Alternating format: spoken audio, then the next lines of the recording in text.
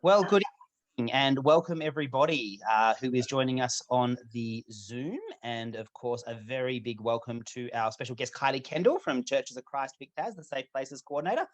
Really, really wonderful to have you on board. And I really appreciate you giving up your time this evening to share with us about how we can be a safe church. And I guess at the end of the day, more importantly, why it's important that we're a safe church. So I guess we'll start off with, why don't we start with, because I think that's really essential. And it's also, a nice, easy question to ease you into it. So Kylie, why don't you, could you tell us maybe what are some of the theological reasons why a safe church is so important?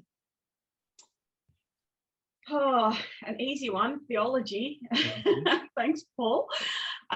Look, I don't know how many Bible verses we could find that talk about the biblical imperative to show God's love to all people, and depending on your background and your training and all that sort of thing, your different passages would definitely be pulled out for and have different significance to different people. But I think just the whole God's love is for all people as an overarching principle. That's really what we use as the biblical basis for a lot of the safe church training. You actually don't need to deep dive into the Bible to find that instruction, and as in you don't need to dive deep into it to find that instruction, and it very much underpins everything we do. So we have a lot of different reasons, a lot of different imperatives for why we do safe church, different aspects of it. But the overarching one, or the all-encompassing one that motivates everything we do, is that biblical imperative to love one another and to look after the vulnerable people in our world, whether they be widows, orphans, foreigners, or any other vulnerable person we have in our communities now. So, yeah. No, fabulous. I think that is certainly God's heart for people. The one you mentioned, different people bring out different verses. I always go to the one in Luke, which talks about, if someone would cause one of these little ones to stumble, it'd be better for them to have a millstone thrown around their neck and cast into the sea. I think that one. But I come from a children's ministry background, so I'm very big on that. And then I guess, seeing as how we're starting off with the easy questions, why could you tell us personally, as much as you feel comfortable, why did you feel so called to be involved in this particular area of ministry? Is it something that you actively pursued, or something you just sort of fell into?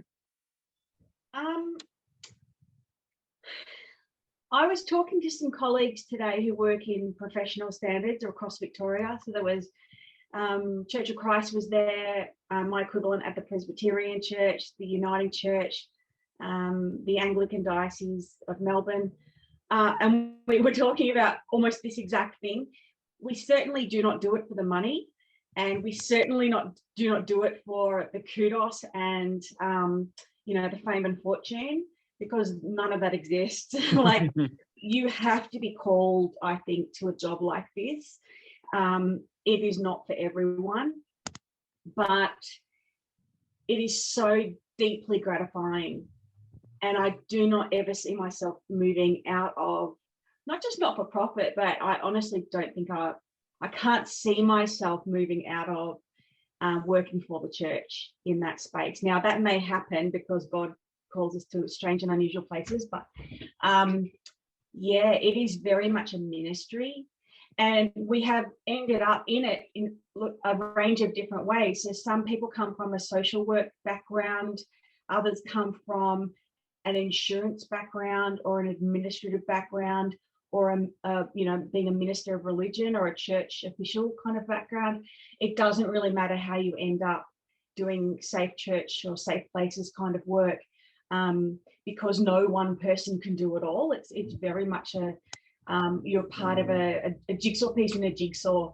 And I'll often say at the workshops that my ministry is to help you do your ministry, if that makes any sense. Yep.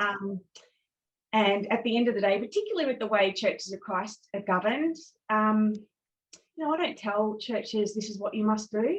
Yep. The churches have the autonomy and the independence and the right to decide for themselves what they're going to do and how they're going to run their church. But of course, we know that there's common best practice stuff and a certain structure that just makes sense a lot of the time. And there's a lot of learning that comes from one church that the other churches wouldn't necessarily know about. And so it's really quite an honor to not just to walk with a church and help them sort through an issue or fix something or respond to a problem or develop something great, but also to be able to take that learning and then share it to the church down the road or the church in, you know, another state or whatever it be. And everybody kind of benefits from that work of that church, because none of us operate in a vacuum. Amen. Yeah, so that's really wonderful to be able to do that, because, and it's almost like networking, I suppose, Yes. in a way.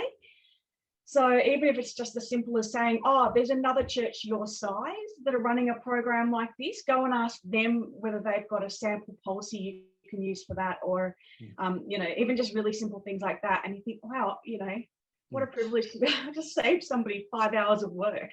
I certainly remember being directly benefited by that when we had to start drafting social media policies for youth group, because of course the world changes so rapidly these days. Yeah, no, that's really awesome. Well, we are very grateful that you do what you do. You've been a huge help, and also in a previous incarnation where we've come across paths before when I was one of those Baptists, as were you, but we're CCVT now, so it's all about Churches of Christ. And it's interesting because one of the very big things within the Churches of Christ movement is, of course, autonomy and giving the local church the freedom to really be the local church, because the local church does understand its context and its own organization as best as anyone does. But I guess in light of that, and I think we will come to some of the best practice stuff, but can you talk through maybe some of the absolute bare minimum legal things that we do have to do? Because sometimes that can be a bit confronting, or people go, really, what? So I'd love to hear from you about that. And it's different from state to state as well, and generation to generation. Like every 5-10 years, you look back and you go, oh, we've got some really significantly different things now that we have to do than what we had previously. Look, it is one of those things that with privilege comes responsibilities, I suppose. And if you are in lots of churches, different sizes, there's no one perfect church. You know, I myself worship at a church that is a congregation of 20. My church before that was 150. And of course, we have churches in the, not just Church of Christ movement, but across Victoria, Tasmania, thousands and thousands of people. And some of them own property, and some of them rent property, and some of them it's a brand new building, others it's a very old building. Others have 50 different ministries. Some just have 1 or 2 different like programs that they run. Some of a very communal kind of almost family style gathering. Others it's a very formal performance sort of based, like very high tech kind of service. There's no wrong or right. It's whatever is right for your community. So we're all worshiping God. But the more we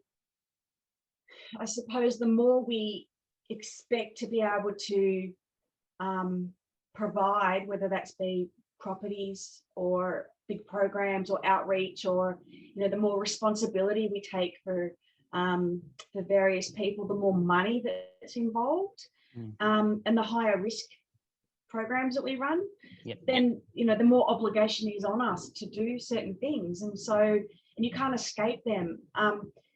But even if you're a church of 4 people or 4,000 people, makes no difference. You still have a base level obligation for things that you need to be able to do to be able to run ethically and legally, which makes it really hard for those super, super small churches who do actually have property or financial obligations or whatever it be. But, you know, that's why there's help available. But yeah, there are those non-negotiables. So some of that legal stuff, that the financial reporting and the requirement to screen your leaders, even, you know, it feels, a lot of that stuff can feel really burdensome for particularly very small churches, and it doesn't have to be. That's the thing about it. It actually doesn't have to be. And the value of doing it so far outweighs the drawbacks of doing it, particularly for vulnerable people and when things go wrong. But even if for simple things like insurance, if you want insurance, you have to be what is called a prudent insured. You have to do everything that you can reasonably do. You don't have to go over the top, but you have to do the bare minimum to be operating safely. And that's some of those things are gonna vary depending on who you are and what programs you're running. But yeah, so some of what we do in safe places is legal stuff, like what is bare minimum legal. Some of it is best practice, like this is what we have learnt as the church collectively. This is what we have learnt is the best way to do that, or to run this program, or to operate in this way. And then, of course, those biblical imperatives and biblical obligations that we were talking about earlier. But in Victoria particularly, we've got a lot of legislation around the protection of children. And you don't have the option, or you always have an option, but you don't have the option to choose not to do it and not expect there to be ramifications. Yeah, so depending on your program, children's ministry, everybody wants children's ministries. I don't know, I think we see it as our church isn't being successful if we don't have a thriving children's ministry. Actually, some of the most amazing churches I've ever met don't have children's ministries. But if you're going to have them, you have to do them well. You have to have done your groundwork and made sure that you've got all your ducks in a row, because if it goes wrong, or if you get audited, or if the wrong person puts in a complaint, and you basically are found not to be meeting them, then the reputational risk, the financial risk, the implications if somebody actually abuses someone else, and they shouldn't have been there in the first place, like the implications of those things are huge. Not worth it. I think it's coming across very loud and clear. That certainly the benefits of erring on the side of doing too much as opposed to not enough is certainly coming across loud and clear. And yes, it's always interesting when those barely, because we very much do, as all churches do, we love children, and we would are looking to see our children's ministry grow through partnerships in our community. And we do have some technically legal children who are under 18 in our youth ministry program. So we've got a lot of those ducks in a row. I actually described it the other week as being a bit like a garden, and that if your garden is really overgrown and weedy and needs a lot of work, it can feel like a really, really big job. But once your garden is nice and neat, you've actually just have to maintain it and keep those things in place, which is how I describe Safe Churches. It took me a while to come up with the metaphor because I'm a terrible gardener, but we're not here to talk about gardening, thankfully, because I'd be logged off by now. But no, thank you very much for sharing this.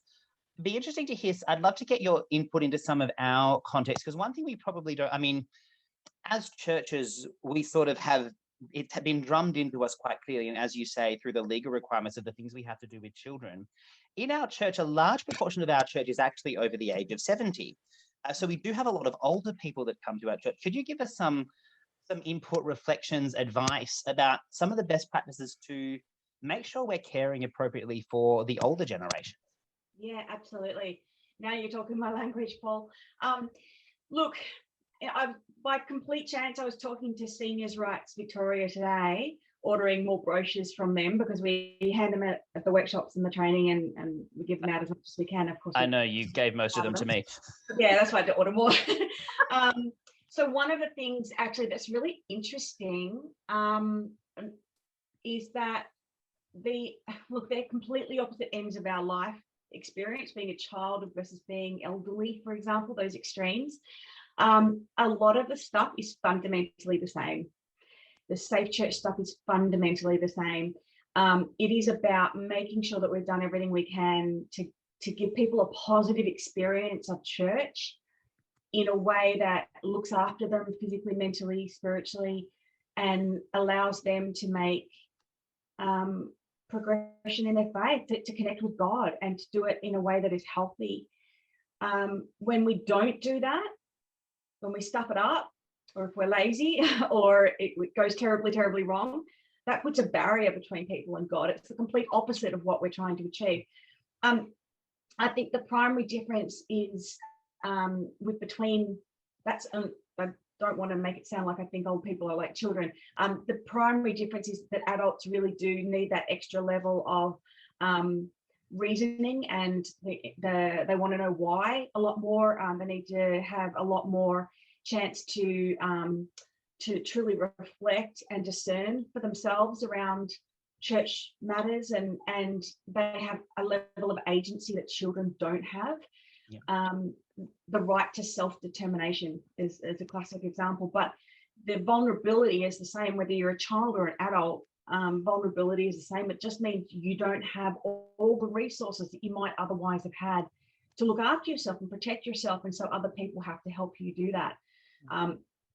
And I think that we have really neglected our older people in churches a lot over the years. I think we have really just left them to their own devices and thought they'll be fine, and actually not necessarily been as proactive about making sure they actually are fine. And we have an amazing opportunity, I believe, as a church, as any church, to have an opportunity to work with families, with older people, to help them discern the ministry that is suitable for them and good for them, something that's edifying for them.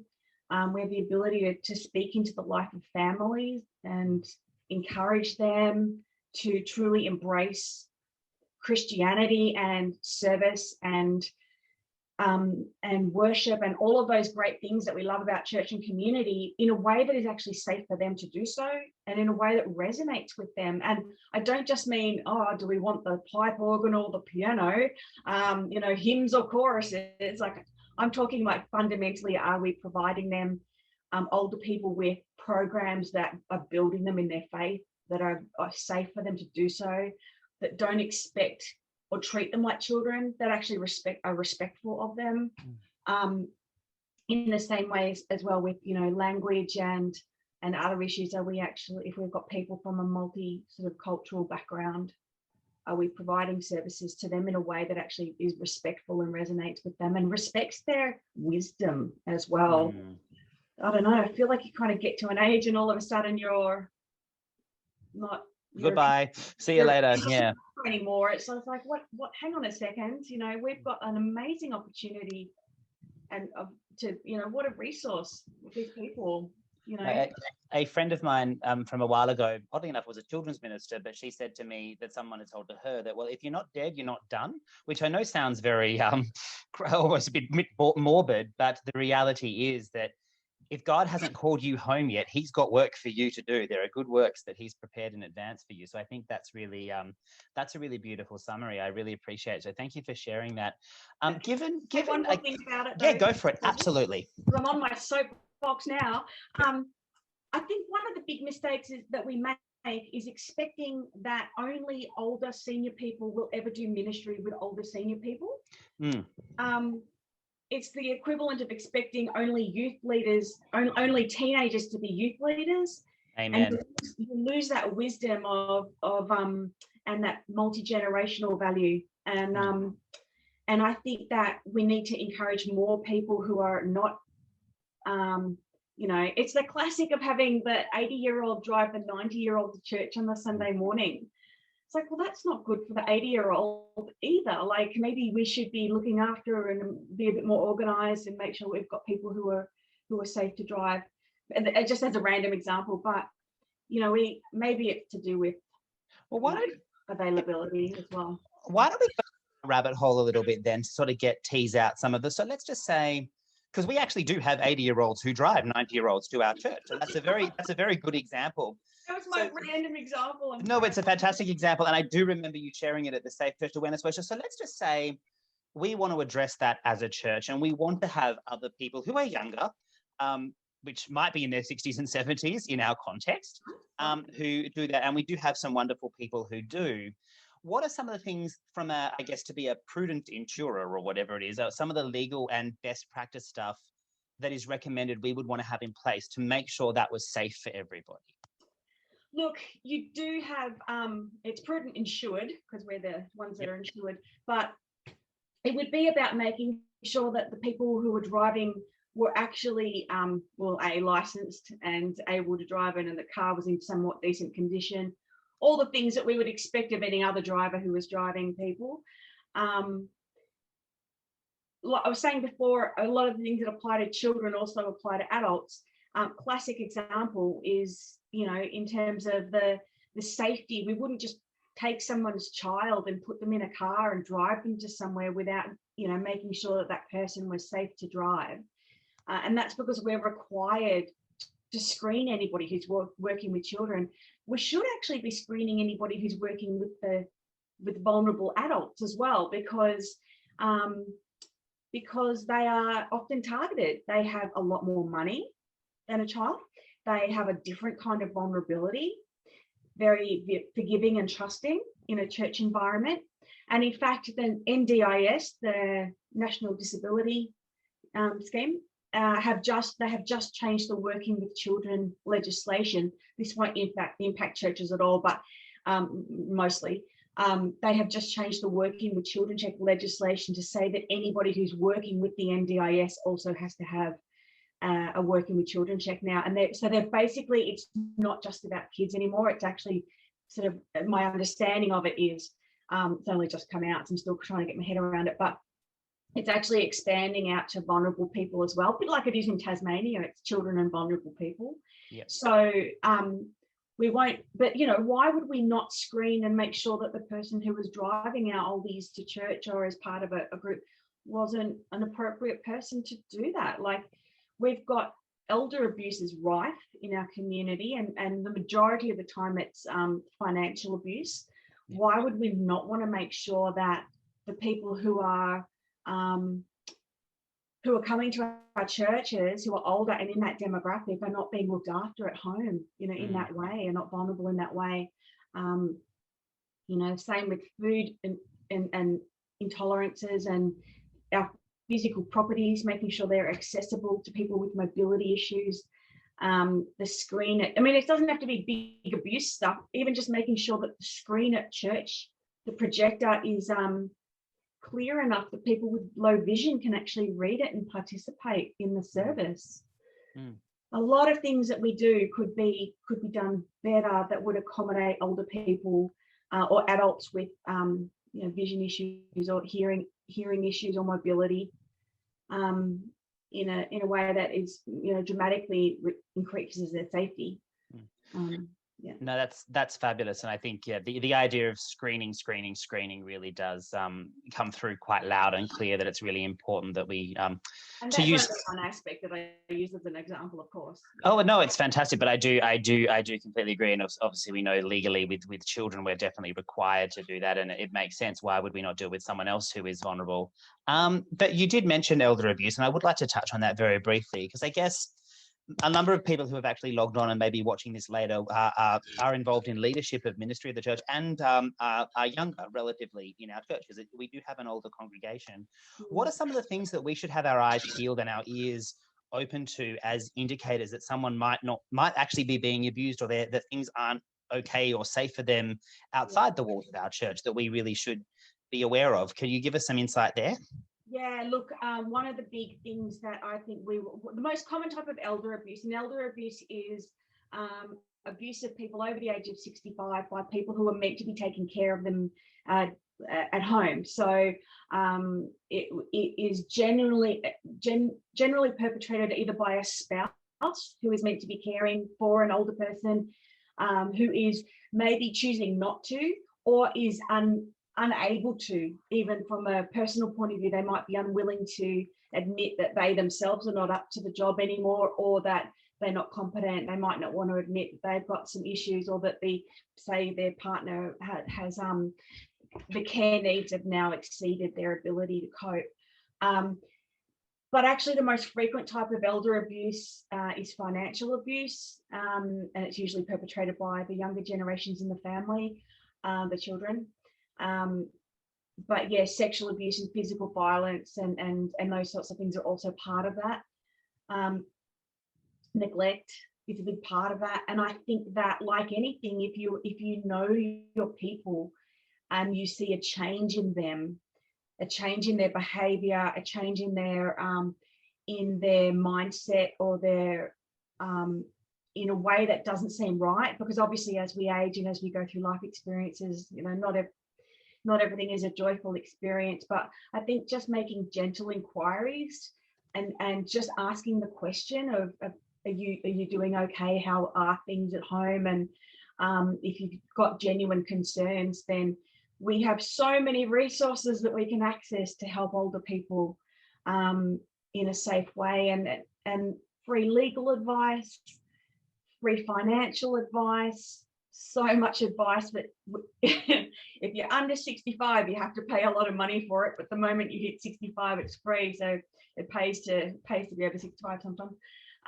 But yeah, there's a lot of different ways that we can just subtly and carefully make sure, and it has to do with relationship. It has to do with actually getting to know people.